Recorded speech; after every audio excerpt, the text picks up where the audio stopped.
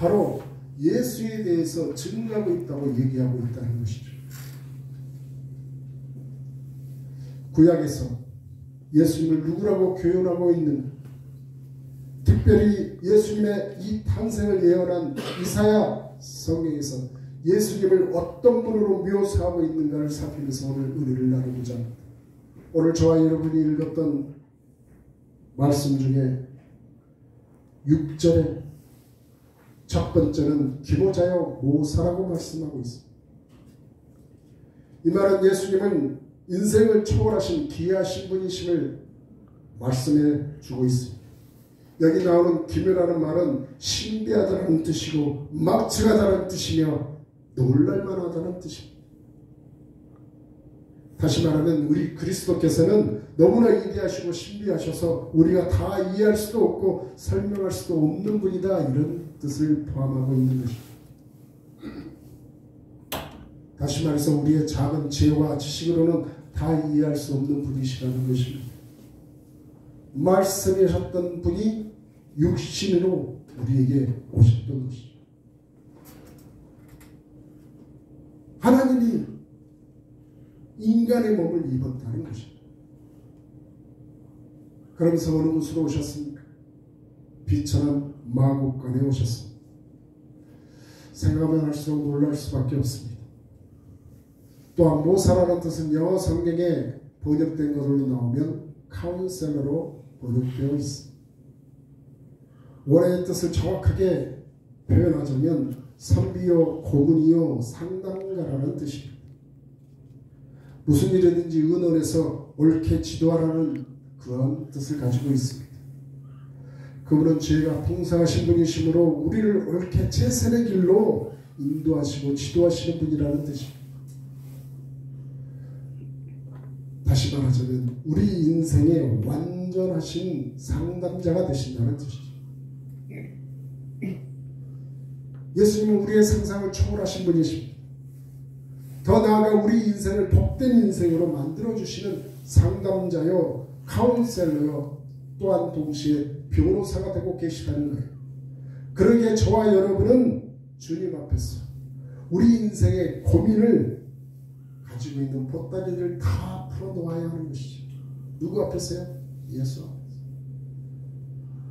여러분들이 가지고 있는 말씀 성경적으로 아니면 인생의 상담으로 목사에게 와서 묻기도 하지만 그래도 한계밖에 없습니다. 본질적으로 여러분의 인생의 모든 문제를 하나님 앞에, 우리 주님 앞에 풀어놓아야만 거기에 답이 있고 거기에 길이 열리고 거기에 하나님의 응답하심이 있게 된다는 것입니다.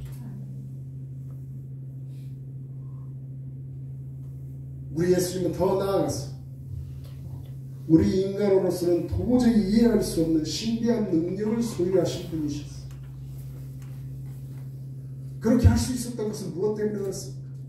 우리 주님은 인간이시기도 하셨지만 신의 한 분이셨다는 것입니다. 신성을 소유하셨던 분이라는 것입니다. 그래서 그분은 병자를 일으키시고 죽은 자를 살리시고 당신 스스로도 죽었다가 다시 살아나시는 그러한 놀라운 권세의 주인이셨던 것입니다. 단순히 4대 성자의 한 분으로 보시면 큰 오산이라는 것입니다. 흔히들 말하는 4대 성자 여러분들 잘 알고 있죠? 공자요, 삭가요, 마오메시. 이들은 한 공통점을 가지고 있습니다. 인간이에요. 우리 주님을 그들과 동일선상에 놓아서는 안 된다는 것입니다. 우리 주님은 그들과 동등된 성자들의 하나에 불과하다면 저와 여러분이 믿는 그 예수는 믿을 필요가 없게 되는 것입니다. 우리 주님은 신성한 그 신성을 소유한 놀라운 분이시오. 우리 인생에 완벽하고 능력 있는 모사가 되신 분이라는 것을 아시는 여러분이 되시길 바랍니다. 두 번째는 전능하신 하나님이시라는 것입니다. 전능하신 하나님, 그분이 바로 예수님이십니다. 어떻게 예수님이 하나님이신가 의문을 품고 계실 분도 계실지 모르겠습니다. 그는 하나님의 아들이라고 우리에게 가르쳐주고 계시는데 어떻게 그가 하나님, 그것도 전능하신 하나님이란 말인가 의문을 제기할 수도 있습니다. 그러나 그것은 하나님의 아들의 그 개념을 잘못 이해하는 데서 발견됩니다. 아들은 아버지와 같을 수 없다는 것이 우리 동양적인 사고방식. 그러나 서양의 개념은 아버지와 아들은 똑같은 존재라는 것이죠. 그래서 아버지와 아들의 이름을 그대로 물려받는 그 경우가 많이 나타납니다. 그래서 애국에서는 그 이름에 1세요, 2세요 이렇게 붙이는 거죠. 찰스 1세, 찰스 2세 이런 식으로 말합니다. 우리가 살고 있는 이 동양에서의 아버지와 아들의 그 관념은 자식은 절대로 아버지를 넘어설 수 없다고 생각하는 거예요. 아버지는 자식을 넘볼 수 없는 그러한 권세와 권위를 가지고 있다고 우리는 생각을 하죠. 그래서 아버지의 그 성함에 한 글자라도 건드릴 수 없게 되는 것이죠.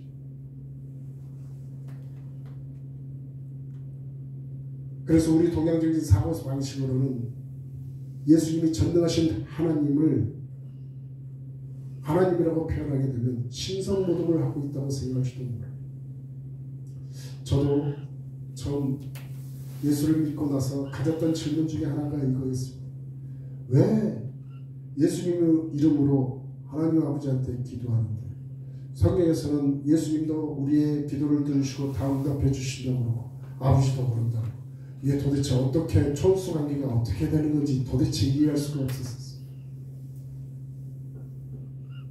예수님도 하나님이시고 그 아버지 되신 하나님도 하나님이시라는 거죠. 우리가 그것을 자꾸 구분해 가지고 그들을 평가하게 되면 거기에는 모순이 발견하게 됩니다. 그분들은 똑같은 하나님이시고 그들의 하는 일들이 틀렸던 것뿐이죠. 따라서 우리 예수님은 전능하신 하나님이시고 전능하다라는 그 말을 쓸 때는 우리가 깊이 생각해 보아야 합니다. 전능이라는 단어 과연 아무에게나 쓸 수 있는 단어일까요? 절대 아니죠. 오직 하나님에게만 쓸 수 있는 표현입니다. 어느 누구 사람에게 이 전능하다라는 표현은 쓰지 못합니다. 하지만 우리 주님은 그럴 수 있는 분이시고 그의 힘과 능력은 무한하신 분이시죠. 그분은 마태복음 떡 5개와 물고기 2마리 5,000명을 먹이고도 남게 되는 12강주리로 그들을 배불리 먹였다고 성경은 말씀하고 있습니다. 이처럼 큰 기적을 일으키고 수많은 병자들을 고치신 그 자체 하나님이셨던 것이죠. 우리 인간에게는 가질 수 없는 오직 신만이 하실 수 있는 그러한 모든 불가능을 가능케 하셨던 분이 바로 우리 주님 예수님이셨다는 것입니다. 그래서 우리는 그를 의지하며 나아가게 될 때 우리에게 있는 절망은 소망으로 바뀔 수밖에 없게 된다는 것입니다. 그러기에 우리 주님은 전능하신 하나님이시라는 것을 분명히 믿으신 여러분이 되시기를 주님의 이름으로 축원을 드립니다. 다음으로 예수님은 누구신가 하면 그는 영존하신 아버지시라는 것입니다. 우리가 믿는 예수 그리스도, 그는 영원히 존존하는 하나님 아버지가 된다는 것입니다. 하나님이 영원히 존재한다는 것에 대해서는 어느 누구도 반대하는 사람은 없을 것입니다. 그러나 그가 아버지라고 하시는 것은 깊은 생각과 이해를 가져야만 합니다. 왜 성경은 하나님을 아버지라고 표현을 하느냐? 거기에는 몇 가지 이유가 있는데 그것은 첫 번째, 생명의 근원이 되시는 아버지시기 때문에 하나님 아버지라고 말씀하는 것입니다. 두 번째는 아버지는 보호자가 되시기 때문에 그렇습니다. 세 번째는 아버지는 공급자가 되시기 때문에 그렇습니다. 그래서 우리는 하나님을 아버지라 부릅니다. 우리 예수님도 우리에게 생명의 근원이 되시는 것이죠. 우리 주님이 우리에게 하는 말씀 잘 알고 계시지 않습니까? 주는 우리에게 말씀하십니다. 나는 길이요 진리요 생명이라고 말합니다. 또한 우리 주님은 우리의 보호자가 되십니다. 그래서 지금도 성령으로 지키시고 보호하시고 천군 천사로 동원하여 우리를 보호하고 계시다는 사실입니다.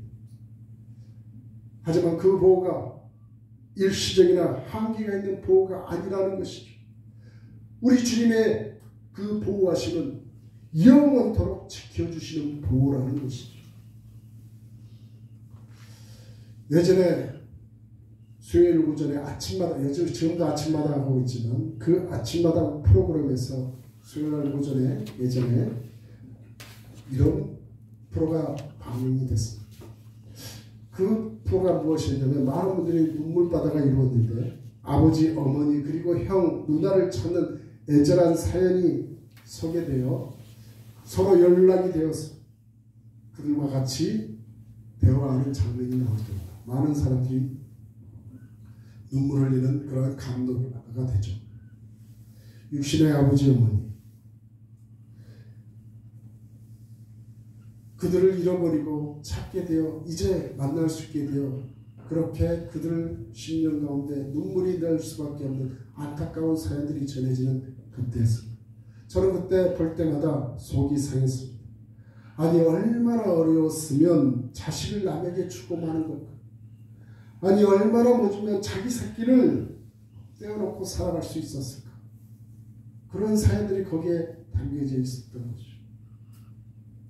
우리에게 육신의 아버지와 어머니는 한계가 있습니다. 세월은 부모의 능력을 앗아가버리고 맙니다. 또한 형편과 처지 때문에 한계 상황을 맞이할 수밖에 없게 된다는 것이죠. 하지만 염려하지 마십시오. 우리의 하나님 되신 예수 그리스도, 그는 우리를 위해 당신의 목숨을 십자가에 버리신 분이십니다. 나 같은 미련한 자를 위해서 온갖 사랑을 다 부으신 분이시라는 것이죠. 그분은 한순간만에 아버지가 되는 것이 아닙니다. 영존하시는 아버지가 되시는 것입니다.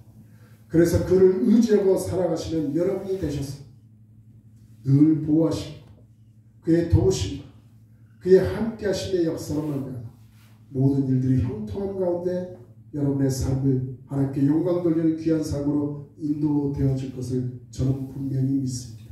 이 사실을 믿는 여러분이 되시길 주님의 이름으로 축원을 드립니다. 마지막으로 예수님은 우리의 평강의 왕이 되신다는 것입니다. 평강의 왕, 무슨 뜻일까요?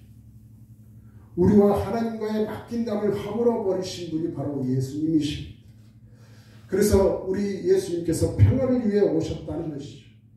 그래서 예수님이 탄생하실 때 천군 천사들이 노래한 것이 바로 이 평강의 왕을 노래했다는 것입니다. 제가 오늘 묵도하기 전에 참 여러분들에게 들려줬던 말씀처럼 지극히 높은 곳에서는 하나님께 영광이요 땅에서는 기뻐하심을 입은 사람들에게 오는 평화로다라고 말씀합니다. 평강이 누구에게 오는 것입니까? 하나님으로부터 기뻐하심을 받은 사람들 중에 온다고 말씀하고 있습니다. 은혜와 평강은 우리 아버지 그리고 예수 그리스도로 쫓아서 우리에게 오게 된다는 것입니다. 그 평강이 여러분에게 영원하기를 축원을 드립니다. 그런데 왜 우리는 이 평강을 누리지 못하는 것일까? 그것은 평강의 정확한 의미를 모르기 때문에 그렇습니다. 예수님께서 이 땅에 오신 목적은 우리에게 진정한 평화를 주시기 위함이었는데 흔히 전쟁이 없는 상태를 평화라고 얘기하지만 이것은 평화의 껍데기일 뿐이라는 것입니다. 참 평화의 참 평강은 구원을 얻어 죄로부터의 해방을 누리는 심령의 상태를 말하는 것입니다.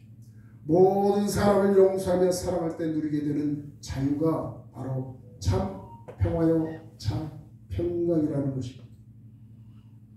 이 평강이 여러분의 심령 속에는 있으십니까? 여러분의 평강이 여러분의 가정 속에 있느냐는 말입니다. 이 땅에 살고 있는 어떤 사람이라 할지라도 우리 주님을 영접할 때만이 이 엄청난 복이 주어지게 된다는 거예요. 따라서 예수님을 바로 모시고 있는 그 가정, 예수님을 바로 섬기는 그 마음에 천국이 이루어지게 되는 것입니다. 성탄은 우리 주님이 오시기 전 700여 년 전에 예언되어져 있습니다. 우리 예수님은 그 예언대로 오셨고 그 예언대로 지금도 존재하고 계시다는 것입니다. 이제 우리에게 곧 성탄절이 다가오게 됩니다. 이 성탄절에 대한 우리가 갖고 있는 그 의미는 하나님의 비우심, 그분의 낮추심에 있다는 것입니다. 바울은 이 하나님 안에서 일어나는 이 놀라운 신비를 다음과 같이 찬양하고 있습니다. 빌립보서 2장 5절로 8절에 너희 안에 이 마음을 품으라. 곧 그리스도 예수의 마음이 그는 근본 하나님의 본체시나 하나님과 동등됨을 취할 것으로 여기지 아니하시고 오히려 자기를 비워 종의 형체를 가져 사람들과 같이 되셨고 사람의 모양으로 나타나셨으며 자기를 낮추시고 라고 말씀하고 있습니다. 그러면서 우리에게 그 마음을 품으라고 얘기하고 있습니다. 성탄절은 온 세상 사람들이 기뻐하는 날이죠. 그 자리에 태어나신 우리 주님은 서러움을 겪으셔야만 했습니다. 성경에 보면 우리 주님이 태어나신 그날은 어느 곳에 머리 누울 곳이 없었어요. 사관에 있을 곳이 없음이었더라 얘기하면서 우리 주님이 겨우 이 땅에 오실 수 있었던 곳은 가축들이 살고 있는 마구간의 구유였던 것입니다. 메시아 말구에 태어나신 그 의미가 무엇이었을까요? 말구에 태어나신 것은 하나님께서 낮은 데에 은혜가 임하게 되고 겸손한 자들에게 은혜를 주신다는 뜻을 말씀하고 있다는 것입니다. 우리의 거치장이 화려해서 그에게 은혜가 임하는 것이 아니라 그 심령 가운데 겸손하고 비워있고 경건의 모양을 갖춘 자에게 하나님의 은혜가 임하게 된다는 놀라운 사실인 것입니다. 이 거룩한 성탄절을 맞이하는 우리들에게 다시 한번 이 성탄절의 의미와 정신을 되새기겠습니다. 우리에게 말씀하시고자 하신 우리 주님의 그 놀라우신 그 사랑하심을 우리로 절로 표현하는 데 부족함이 없는 우리의 그 사랑을 만찬에 증거하게 되는 여러분이 되시길 주님의 이름으로 축원을 드립니다. 예수께서 이르시되 여우 굴이 있고 공중에 새도 거처가 있으되 오직 인자는 머리 둘 곳이 없도다 라고 말씀합니다. 낮은 데에 처음한 우리 주님의 그 모습, 우리에게 아기 예수로 오셨던 그 주님, 주님의 그 사랑은 이 땅에 오셔서 그 주님은 33년의 그 인고의 세월을 이 땅에서 보내시고 당신의 그 사랑을 모든 사람이 보고 담고 배워갈 수 있도록 이 땅에서 족족을 남기고 하늘로 선천하셨습니다.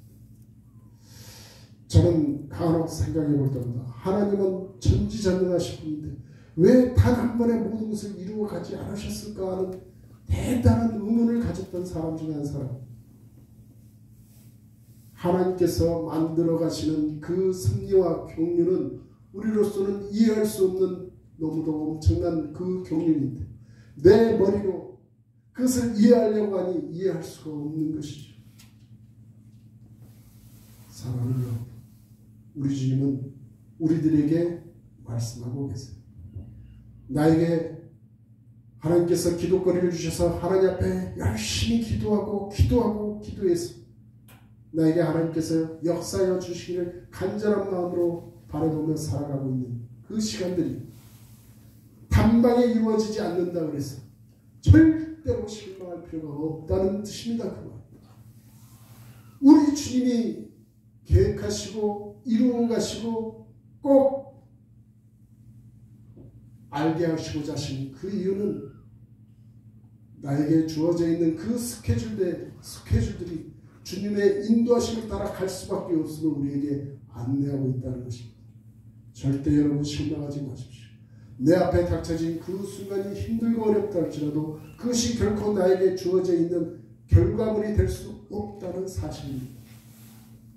우리 주님은 당신이 이 땅에 오셔서 33년 동안 결국은 십자가에 못 박혀 돌아가시기까지 당신의 그 사랑을 이 땅에 보여주었던 그 이유는 바로 우리에게 당신의 그 사랑을 배우고 익히고 또 깨달아 만천에 증가하며 살아가는 삶을 살아달라고 우리에게 말씀하고 계시다는 사실입니다.